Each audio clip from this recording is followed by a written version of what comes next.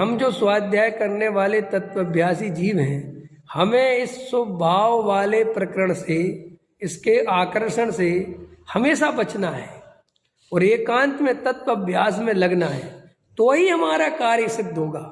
अगर हम भीड़ का अनुसरण करेंगे, भीड़ के पीछे दौड़ेंगे, हमारा खुद का कोई निर्णय नहीं होगा, हमें चकाचौंध आकर्षित करेगी, तो फिर देखो बात बनेगी नहीं।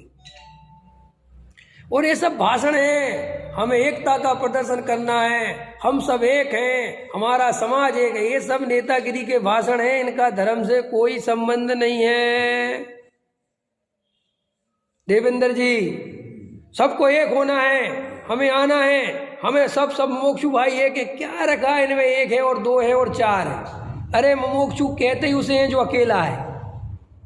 क्या कहा मैंने? मुमुक्षु की परिभाषा लिख लो, जो अपने को एकत्व विभक्त भगवान आत्मा अनुभव करता है, जो अपने को भीड़ से, संप्रदाय से, जातिवाद से अलग अनुभव करता है, जो अपने को मैं एकाकी, एकत्व लिए सभी आते, जो ऐसा अनुभव करता है वो ही मुमुक्षु है।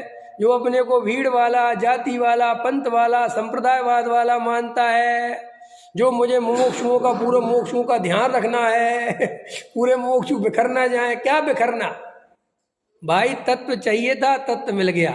मोक्ष मार्ग का पुरुषार्थ अकेले होता है, अकेले ही करना पड़ता है, कोई साथ नहीं देता। और गुरु की जितनी जरूरत थी भूल गया। अब हम गुरु के चरण पकड़ के नहीं बैठेंगे, ना हमारे गुरु बचे, हमारे तो गुरु भी चले गए। अब हमारे गुरु जी तो हमसे यही कह गए थे कि तुम अपनी आत्मा का ध्यान करना। महावीर चले गए तो गौतम गढ़धर रोने नहीं बैठे। गौतम गढ़धर महावीर चले गए तो रोने बैठे क्या? अरे वहाँ महावीर गए, उनने कहा ठीक महाराज तुमने के लिए, अब हमारा ये विकल्प टूटा, अब हम अपने स्वरूप में स्थिर होते हैं। ऐसा लिखा है शास्त्रों में कि गौतम गढ़धर को इसलिए केवल ज्ञान नहीं होता था कि महावीर का राग बहुत था। क्या? महावीर के प्रति राग आता था बहुत गौतम गढ़धर को, तो केवल ज्ञान नहीं होता था।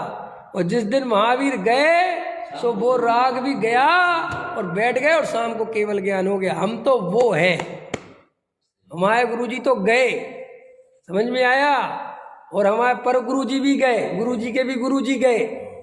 अब हमें किसी का राग करने की आवश्यकता नहीं है, न समाज का, ना इसका, ना उसका, ना संस्थाओं का। हमें तो एक ज्ञायक भाव में अपने रमना है, यही हमारे गुरुजी बता गए थे और वो ही मोक्ष का कारण है। हम तो उसका पुरुषार्थ करेंगे, अब हम किसी और की चिंता नहीं करेंगे।